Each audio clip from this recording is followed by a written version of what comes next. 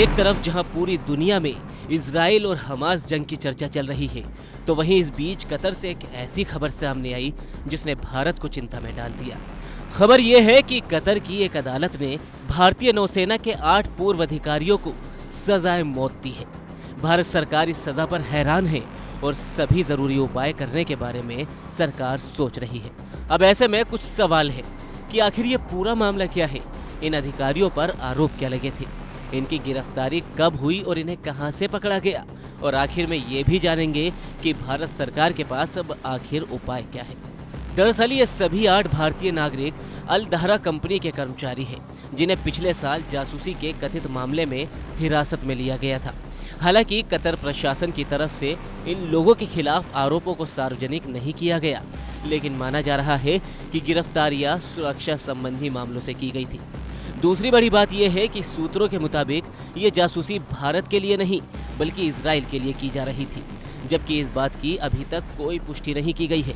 मगर सवाल ये है कि पिछले लगभग 14 महीने से इस मामले पर कोई तेजी नहीं देखी गई थी, मगर अचानक इस मामले पर बहुत तेजी से कार्रवाई देखी गई, जिसके बाद इस कार्रवाई को इजराइल का समर्थन करने के बदले के रूप में देखा जा रहा है। सवाल उठ रहे हैं कि क्या इजराइल का साथ देने की वजह से कतर की तरफ से ये जल्दबाजी में फैसला हुआ है। सवाल उठना लाजमी भी है, क्योंकि कतर की तरफ से काफी सख्त लहजे में इजराइल को गाजा पर हमला करने से रोकने के लिए कहा गया था। कतर की तरफ से कहा गया था कि वे बिना रोक टोक के लोगों को मारने की इजाजत नहीं दे सकता। कतर के शासक की ओर से ये भी कहा गया था कि गाजा में बहुत खून बह चुका है और इजराइल को इस तरह से कत्लेआम की इजाजत नहीं दी जा सकती। भारतीय नौसेना के पूर्व अधिकारियों को जिस तरह सजा सुनाई गई, उसके पीछे कहीं न कहीं इजराइल और हमास जंग भी है। और इस मामले पर भारतीय विदेश मंत्रालय ने कहा कि हमें शुरू में जानकारी मिली कि कतर की अदालत ने अल दहरा कंपनी के 8 भारतीय कर्मचारियों को मौत की सजा सुनाई है। मंत्रालय ने आगे कहा कि हम मौत की सजा सुनाए जाने के फैसले से बेहद स्तब्ध हैं और फैसले के विस्तृत ब्यौरे की प्रतीक्षा कर रहे हैं। हम परिवार के सदस्यों और कानूनी दल के संपर्क में हैं। हम सभी कानूनी विकल्पों पर विचार कर रहे हैं। तो चलिए अब ये भी जान लेते हैं कि सरकार के पास आखिर अब विकल्प क्या है। दरअसल फिलहाल सरकार के पास इस सजा के खिलाफ 2 ही विकल्प मौजूद है। पहला विकल्प है भारत सरकार की राजनीतिक और कूटनीतिक कोशिश, और दूसरा विकल्प है अंतर्राष्ट्रीय अदालत में मामले को उठाना।